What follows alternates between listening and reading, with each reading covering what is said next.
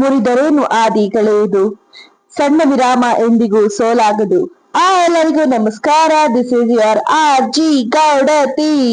Back to my mini vlogs. ಇವತ್ತು ಸಖತ್ ಖುಷಿಯಿಂದ ಸ್ಟಾರ್ಟ್ ಮಾಡಿದೆ, ಯಾಕಂದ್ರೆ ಇವತ್ತು ಮಿನಿ ವ್ಲಾಗ್ಸ್ ಮತ್ತೆ ಸ್ಟಾರ್ಟ್ ಮಾಡ್ತಿದೀನಿ ಅಂತ. ಡೆಫಿನೆಟ್ಲಿ ಇದ್ರ ಮೂಲಕ ನಾನು ನಿಮ್ಗೆ ಎಂಟರ್ಟೈನ್ಮೆಂಟ್ ಕೊಡ್ತೀನಿ. ಯಾಕೆ ಸ್ಟಾಪ್ ಮಾಡಿದ್ದೆ ಅಂದ್ರೆ there was nothing else. Like fitness ನ ಒಂದ್ ಸ್ವಲ್ಪ ಬ್ರೇಕ್ ತಗೊಂಡಿರೋದ್ರಿಂದ ನಾನು ನಿಮ್ಗೆ ಫಿಟ್ನೆಸ್ ಕಡಿಮೆ ಮಾಡಕ್ ಆಗ್ತಿರ್ಲಿಲ್ಲ. ಫುಡ್ ವಿಚಾರ ನಾನು ಆಲ್ರೆಡಿ ನಿಮ್ಗೆ ಕ್ವೈಟ್ ಅಪ್ಲೋಡ್ ಮಾಡ್ತಿದೀನಿ, ಬಟ್ ಕಂಪ್ಲೀಟ್ ಮಾಡ್ತಿಲ್ಲ. ಫುಡ್ ನೋಡಿದ ತಕ್ಷಣ ಈ ಫುಡ್ ಸಖತ್ ಮರ್ತೆ ಹೋಗ್ಬಿಡ್ತೀನಿ ವಿಡಿಯೋ ಮಾಡೋದು.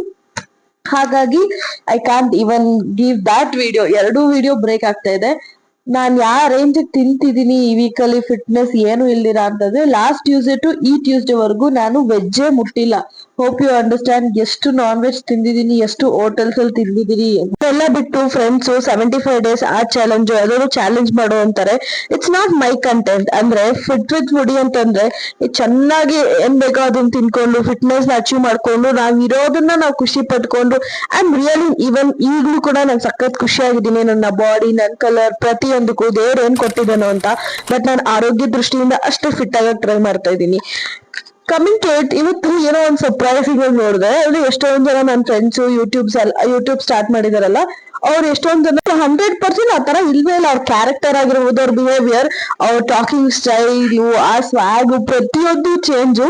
ನನ್ ಪ್ರಕಾರ ನಾವ್ ಏನೇ ಪೋಟ್ರೆ ಮಾಡ್ಬೇಕಿದ್ರು ಜನಕ್ಕೆ, ನಾವ್ ಹೇಗಿದ್ದೀರೋ ಅದೇ ತರ ಪೋಟ್ರೆ ಮಾಡ್ಬೇಕು. ಅದನ್ನ ಬಿಟ್ಟು ನಾವು ಅದಕ್ಕೆ ಸುಣ್ಣ ಬಣ್ಣ ಎಲ್ಲ ಹಚ್ ಮಾಡ್ಬಾರ್ದು.